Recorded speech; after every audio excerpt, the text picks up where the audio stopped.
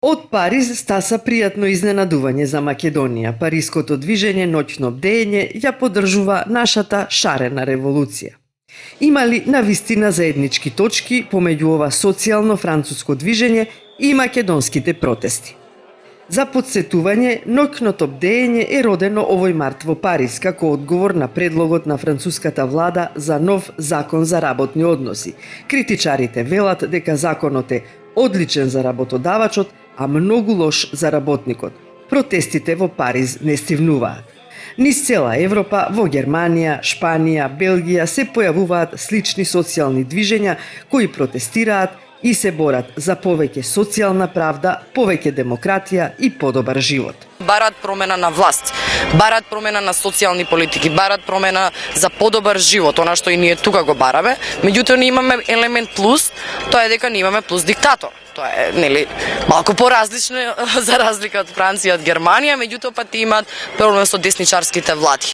Овие движења одлучија да си подадат рака, да разменуваат искуства, да покажат солидарност едни со други, да ја информираат јавноста. Така, Ноќното бдење во Париз излезе со поддршка за шарената револуција. Праша како да помогнеме да стигнете на европско ниво повидливи, ние едноставно рековме користиме боја, направете акции со боја.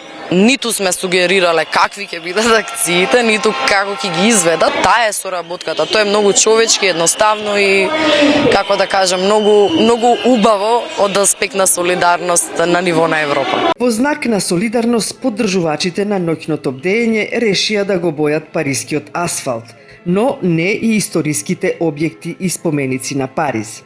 Бидејќи има една битна, клучна разлика помеѓу Париз и Скопје.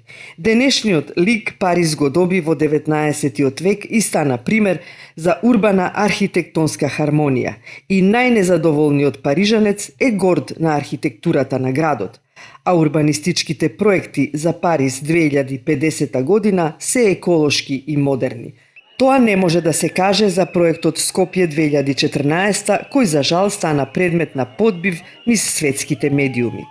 Шарената револуција има намера наскоро со акции да ја покаже својата солидарност кон сестринските движења во Европа. За сега не даваат детали за акциите, ги чуваат како изненадување. Така и ние ќе возвратиме, секако се надевам, деновиве ќе видиме нешто од наша страна кон социјалните движења низ Европа, не само Франција, значи имаме и Blockupy Germany, имаме и во Чешка, во Прага, антифашистички движења, Шведска, Норвешка, и тоа не е нешто ново, можеби е ново за Груевски, за нас воопшто не.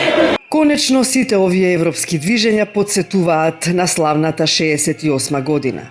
Тешко е да се предвиди нивната иднина, но едно е сигурно, земаат се поголем замав и нивното влијание е во пораст.